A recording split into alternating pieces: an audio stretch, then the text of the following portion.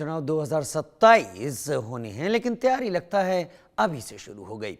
उत्तर प्रदेश के पूर्व मंत्री और वरिष्ठ नेता कहे जाने वाले स्वामी प्रसाद मौर्य विवादित बयानों के लिए जाने जाते हैं। स्वामी प्रसाद मौर्य ने एक बार फिर से सनातन धर्म और हिंदुओं को लेकर विवादित बयान दिए। धार्मिक नारों को तोड़फोड़ का औजार बता दिया। कभी भगवान विष्णु, कभी मां लक्ष्मी, कभी गंगा, कभी कांवड़िए। स्वामी प्रसाद मौर्य ने तो लगता है कि हिंदू देवी देवताओं, हिंदू धर्म, हिंदू त्योहारों, पर्वों, इनका अपमान करने की कसम खा रखी हो। एक बयान पर विवाद थमता नहीं कि वो फिर से हिंदू धर्म और सनातन को लेकर एक और विवादित बयान दे देते हैं। दीपावली के मौके पर उन्होंने मां लक्ष्मी और भगवान विष्णु की पूजा को लेकर आपत्तिजनक बातें कहीं। अब राम भक्तों और हनुमान भक्तों को आतंकवादी करार दे रहे हैं।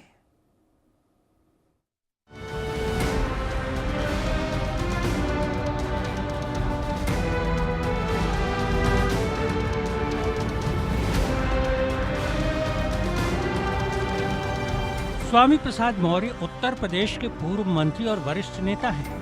समाजवादी पार्टी से इस्तीफा देने के बाद उन्होंने खुद की पार्टी और अपनी जनता पार्टी बनाई। स्वामी प्रसाद मौर्य जितना अपना सियासी वजूद के लिए जाने जाते हैं, उससे कहीं ज्यादा उनकी पहचान विवादित बयानों को लेकर बन गई है। अपने विवादित बयानों को हिंदू धर्म, सनातन, हिंदू देवी देवता के इर्द गिर्द रख कर वो सियासी सुर्खियां बटोरने की नाकाम कोशिश करते रहे हैं। दिवाली को बीते अभी करीब 10 ही दिन बीते हैं कि उन्होंने फिर से विवादित बयान दिया है। उत्तर प्रदेश की योगी सरकार पर प्रदेश की कानून व्यवस्था को लेकर तीखा हमला करते हुए स्वामी प्रसाद मौर्य ने आदतन हिंदू आस्था पर फिर से निशाना साधा। स्वामी प्रसाद मौर्य ने बीजेपी पर सांप्रदायिक माहौल बिगाड़ने का आरोप लगाते लगाते हिंदू धर्म को लेकर फिर से विवादित बयान दिया। उन्होंने कहा कि आज एक धर्म के लोग आतंकवादी गतिविधियों पर उतर आए हैं। जय श्री राम और जय बजरंग बली जैसे जयकारे अब मुस्लिम समाज के घरों और मस्जिदों पर तोड़फोड़ का औजार बना दिए गए हैं। मौर्य ने आरोप लगाया कि अलीगढ़ में मंदिर में आई लव मोहम्मद लिखकर हिंदू मुस्लिम दंगा भड़काने की साजिश रची गई। इसके अलावा भी स्वामी प्रसाद मौर्य ने यूपी की योगी सरकार पर अपराधियों को संरक्षण देने समेत कई गंभीर आरोप लगाए। सियासत में विरोधी नेताओं का सत्ता पक्ष पर सवाल उठाना, उन पर आरोप लगाना नई बात नहीं है, लेकिन अपने सियासी फायदे के लिए हिंदू धर्म और सनातनियों को बार बार टारगेट करना स्वामी प्रसाद मौर्य की आदत बन चुकी है। आज धर्म के ठेकेदार धर्म की दुहाई देकर आतंकवादी के रास्ते पर चल पड़े हैं। जय श्री राम, जय बजरंगबली का नारा मुस्लिम समाज के दुकानों, घरों,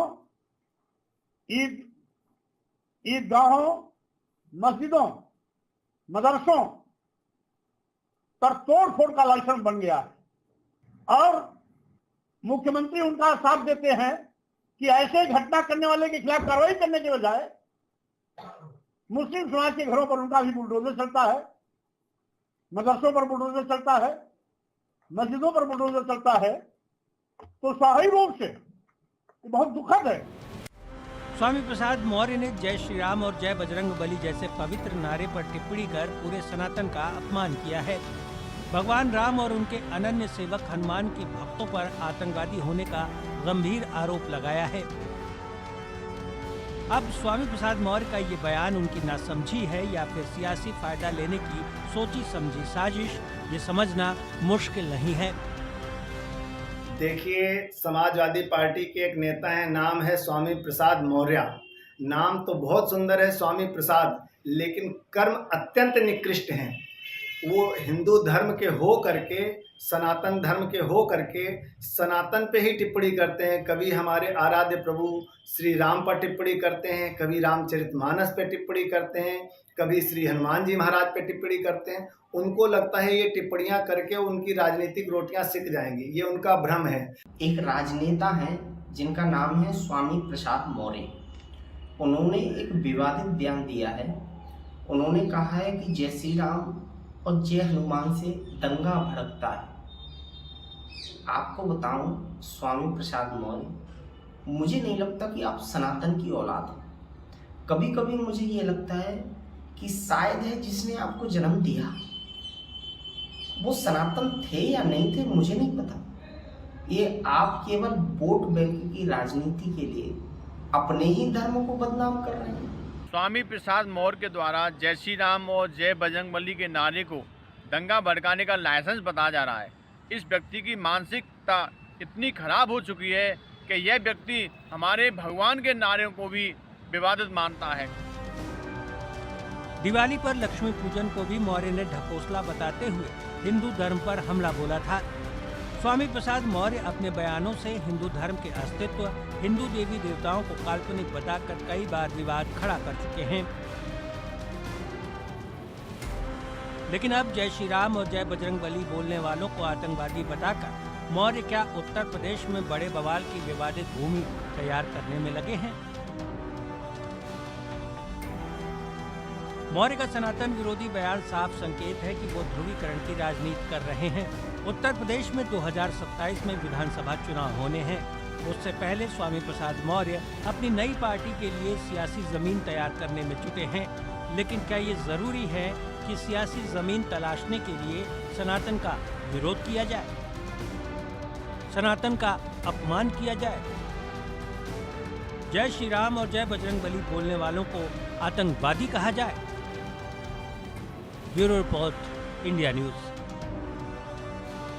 एक बार फिर आज स्वामी प्रसाद मौर्य जी के बयानों से राजनीतिक सरगर्मियां एक बार फिर से बढ़ चुकी है। ये बयान अक्सर कुछ ना कुछ ऐसे बयान निकल कर आते हैं जिसकी वजह से ज़रूर राजनीति में थोड़ा बहुत हलचल हो जाती है। स्वामी प्रसाद मौर्य जी हमारे साथ है। सर, आज फिर आपने बयान दे दिया, हनुमान जी के नारे लगाकर लोग लाइसेंस ले रहे हैं, दंगा कर रहे हैं। आखिर ऐसे बयान क्यों?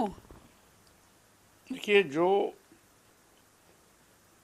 सोशल मीडिया, इलेक्ट्रॉनिक मीडिया ने बहराइच में दिखाया था कि जिसमें कुछ हिंदू धर्म के नाम पर अराजक तत्व जब मुस्लिम बस्तियों की दुकानों पर आग लगा रहे थे, उनके घरों पर तोड़फोड़ कर रहे थे, घरों पर चढ़ करके और मस्जिदों पर उनके मजहबी झंडे फाड़ रहे थे, तो पूरी की पूरी भीड़ नारा लगा रही थी, जय श्री राम जय बजरंगबली।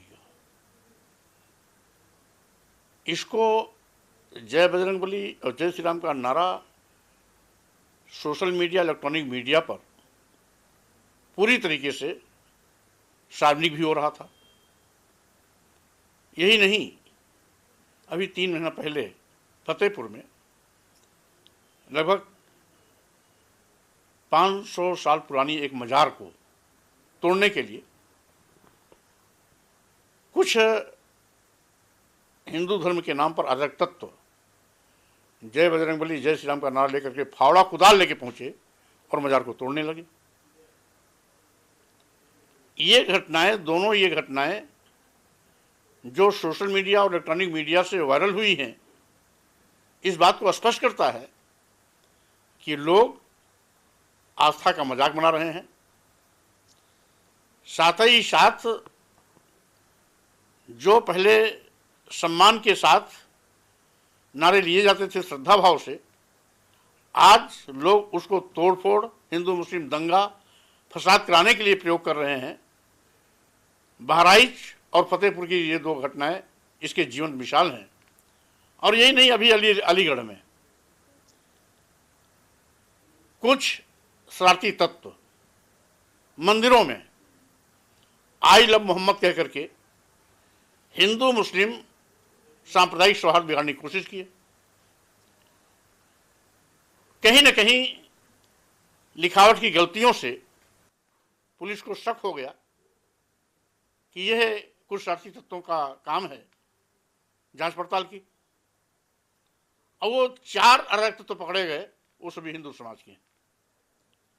मान लीजिए पुलिस ईमानदारी से अगर तफ्तीश नहीं की होती तो सारे के सारे मुस्लिम समाज के लड़के इस कुकृत्य पर जेल जाते। हिंदू मुस्लिम सौहार्द बिगड़ने का भी डर था, हिंदू मुस्लिम दंगे भी हो सकते थे। लेकिन पुलिस की सूझबूझ से सच का खुलासा हुआ और जिन लोगों ने मंदिरों में आई लव मोहम्मद लिखा था उसमें एक भी मुसलमान नहीं था, चार के चारों वो हिंदू समाज के अराजक तत्व थे। तो इस तरीके से आज धार्मिक आस्था को लोग तोड़ फोड़, सांप्रदायिक सौहार्द बिगाड़ने, दुकानों में आग लगाने, मस्जिदों में तोड़फोड़ और घरों में तोड़फोड़ करने के लिए प्रयोग कर रहे हैं। ऐसा लगता है जैसे जय श्री राम और जय बजरंगबली का नारा अराजक तत्वों के लिए लाइसेंस हो गया है मुस्लिम बस्तियों पर जुल्म जाति अत्याचार करने का, दुकानों में आग लगाने का, घरों और मंदिरों पर मजहबी झंडा फाड़ने का, घरों पर और मस्जिदों में तोड़फोड़ करने का। स्वाभाविक रूप से दुर्भाग्यपूर्ण है कि लोग धर्म को मजाक बना रहे हैं, धार्मिक आस्था से खिलवाड़ कर रहे हैं और अपने आराध्य के नाम पर जय श्री राम और जय बजरंगबली का नारा ऐसे अराजक तत्व लाइसेंस के लिए प्रयोग कर रहे हैं जिससे कि वो हिंदू धर्म के नाम पर कुछ भी करें, सब कुछ माफ हो जाए और हिंदू मुस्लिम सौहार्द बिगड़ता रहे, हिंदू मुस्लिम आपस में लड़ते रहें, वो केवल तमाशा देखते रहें।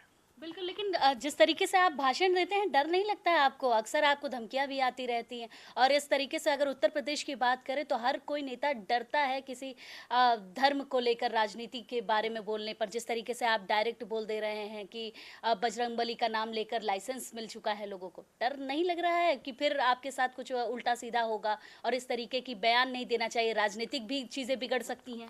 देखिए, कुल मिलाकर के अगर सच नहीं कहेंगे तो अराजक तत्व तो इसको माध्यम बना करके लगातार इस प्रकार का हिंसक वारदात करते रहेंगे, लगातार हिंदू मुस्लिम सौहार्द तोड़ते रहेंगे, लगातार हिंदू मुसलमानों को आपस में लड़ाने की कोशिश करते रहेंगे।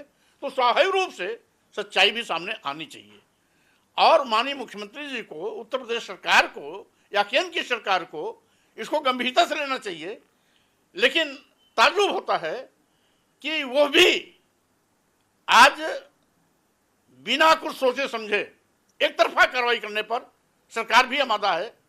हम समझते हैं सरकार किसी एक पार्टी की नहीं होती, किसी एक जात की नहीं होती। मुख्यमंत्री, प्रधानमंत्री पूरे देश और प्रदेश के होते हैं। इसलिए मुख्यमंत्री और प्रधानमंत्री को अपने पद की गरिमा को हमेशा ध्यान रखते हुए बिना भेदभाव के काम करना चाहिए, जो नहीं हो रहा है। आप कह रहे हैं बिना भेदभाव के काम करना चाहिए, लेकिन जिस तरीके से जो बयान आपके आते हैं वो चाहे हनुमान जी को लेकर हो, राम जी को लेकर, आप टारगेट भगवान को डायरेक्ट कैसे करते हैं? मानते नहीं हैं आप? हम मानते हैं, लेकिन अभी हुआ क्या? बहराइच में जो घटना घटी, क्या इसको मीडिया नहीं जानता क्या? क्या ये तोड़फोड़ करने वाले ये नारा नहीं लगा रहे थे क्या? अगर सच कहना ही, नारे तो दोनों तरफ से लग रहे थे। नहीं, बहराइच में एक तरफा नारा लग रहा था। अगर बहराइच की घटना जो भी देखा होगा, बरेली की घटना भी जिक्र करें। बरेली की घटना तो अभी हाल की है, ये बहराइच की घटना जो सालों पहले की है, ये फतेहपुर की घटना जो 3 महीने पहले की है। यहाँ पर इस नारे के साथ तोड़फोड़ शुरुआत हुई है, दुकानों में आग लगाई गई, मस्जिदों को तोड़फोड़ की गई, घरों पे तोड़फोड़ की गई, मजहबी झंडे फाड़े गए और यहाँ फतेहपुर में भी इसी तरीके से इन्हीं नारों के साथ में मजार को फावड़े और कुदाल से तोड़ा जाने लगा। तो स्वाभाविक रूप से यह धार्मिक आस्था का मजाक बनाया जा रहा है। ऐसे लोग धार्मिक आस्था में विश्वास नहीं करते, केवल धर्म की दुहाई देकर के तोड़फोड़ और हिंसा करने में विश्वास करते हैं। इसीलिए वो धर्म के नाम पर सामुदायिक सौहार्द बिगाड़ने की कोशिश करते हैं। सरकार को इससे सावधान रहना चाहिए। आपने तो भगवान के साथ साथ हिंदू धर्म गुरुओं को भी नहीं छोड़ा है, आतंकवादी आप कह देते हैं उनको। अच्छा, ऐसा क्यों? वो आतंकवादी कैसे हैं आपके नजर में? कोई धर्म गुरु किसी के सर काटने का सुपारी देता है? आप बताइए। अगर कोई भी साधु संत के वेश में किसी की हत्या के लिए सुपारी देता है, किसी का सर काटने के लिए तलवार हवा में लहराता है, किसको टारगेट कर रहे हैं? कोई 1 करोड़ की बोली लगाता है, कोई 51 करोड़ की बोली लगाता है, तो ऐसे लोग क्या साधु हो सकते हैं क्या? या क्या संत का स्वभाव है क्या? अगर कोई 51 करोड़ की बोली लगाता है, 25 करोड़ की बोली लगाता है, 1 करोड़ की बोली लगाता है, किसी को गोली मारने के लिए सुपारी देता है, किसी का सर तलवार से कलम करने के लिए सुपारी देता है, तो वो संत कैसे हो सकता है? वो तो आतंकवादी ही हो सकता है। और ऐसी भाषा बोलने वाले कभी संत हो ही नहीं सकते हैं। कोई किसी की जान लेने के लिए सुपारी देगा तो स्वाभाविक रूप से वो आतंकवादी हो सकता है, और ऐसे लोगों को आतंकवादी कहना कोई गुनाह नहीं। तो आपने टारगेट भी कर दिया कि ऐसे संत आतंकवादी हैं, लेकिन अगर मैं बात करूं जिस तरीके से राजनीति अभी चल रही है उत्तर प्रदेश में, श्री राम को आराध्य मानते हैं लोग, और श्री राम पर सवाल उठाना लोगों के अंदर लाजमी है। आपने पहले की भी राजनीति देखी है, आप पुराने समय से कनेक्ट हैं। श्री राम के नाम पर राजनीति जिस तरीके से उत्तर प्रदेश में की गई, अब श्री राम को लेकर टारगेट करना, लोगों के मन में एक अलग सी भड़ास पैदा हो रही है आपको लेकर। पहली बात तो ये श्री राम पर कमेंट नहीं, आप उसको गलत दिशा में ले जा रही हैं। श्री राम पर कभी कमेंट किया ही नहीं मैंने। हमने कहा जय श्री राम का नारा बोलने वाले लोग, जय श्री राम का नारा बोलने वाले लोग, तो भगवान का ही लगा रहे नहीं, नारा भगवान का लगाने का मतलब क्या? भगवान राम तो ऐसा कभी नहीं कहा। राम ने तोड़फोड़ के लिए कभी ये तो कहा नहीं। उन्होंने तो सबरी की बैर भी खाई, जरूरत पड़ी तो जंगली लोगों से भी मिले, जो बानर और भालुओं से भी मिले, यानी उन्होंने केवट को भी गले लगाया। उनका स्वागत कभी ऐसा नहीं था। लेकिन उनके नाम पर, उनके नाम को बदनाम कर जिस तरीके से इंसानियत का कत्लेआम करते हैं, दुकान में आग लगाते हैं, घरों पे आग लगाते हैं, मस्जिदों पे आग लगाते हैं, मजहबी झंडा फाड़ते हैं, ये राम का संदेश कभी नहीं था। ऐसे लोग राम को बदनाम कर रहे हैं। मैं तो उनको आगाह कर रहा हूं कि आस्था का मजाक मत उड़ाओ। क्या लगता है ऐसे लोगों का साथ कौन दे रहा है जो इस तरीके की सांप्रदायिक चीजें कर रहे हैं? स्वाभाविक रूप से भाजपा सरकार जब से आई है तब से ऐसे लोगों के बल्ले बल्ले हैं। तो बीजेपी तो राम का नाम लेती है। भाजपा सरकार जब तक नहीं थी तब तक कभी हिंदू मुस्लिम दंगा नहीं होता था, तब तक कभी सौहार्द नहीं बिगड़ा जाता था, तब तक कभी एक तरफा कार्रवाई नहीं होती थी। जांच पड़ताल होता था, जो भी दोषी होता उसके खिलाफ कार्रवाई होती थी। लेकिन यहाँ तो आज एक तरफा होता है ना, केवल मुस्लिमों पर। बुलडोजर कहाँ चलता है? या तो मुस्लिम पे चलेगा या दलित आदिवासी पिछड़े पे चलेगा। किसी भाजपा के संरक्षित गुंडे माफिया अपराधी पे चला है कभी? कोई माननीय मुख्यमंत्री के बिरादरी की कितना भी बड़ा गुंडा माफिया अपराधी हो, कभी उसके यहाँ बुलडोजर चला है? अभी हजारों की तादाद में आगरा में लोगों ने बल्लम लहराए, फरसा लहराए, बर्छी लहराए, तलवारें लहराई, बंदूकें लहराई, राइफलें लहराई। क्या किसी के खिलाफ एफआईआर हुई? चलिए, बहुत बहुत धन्यवाद। स्वामी प्रसाद मौर्य जी हमारे साथ थे और देखा आपने किस तरीके से उन्होंने वो तगड़ा जवाब दिया जिसको लेकर अभी तक चर्चाएं चल रही थी। कैमरामैन अर्शद के साथ मैं वर्षा शाही, इंडिया न्यूज़ लखनऊ।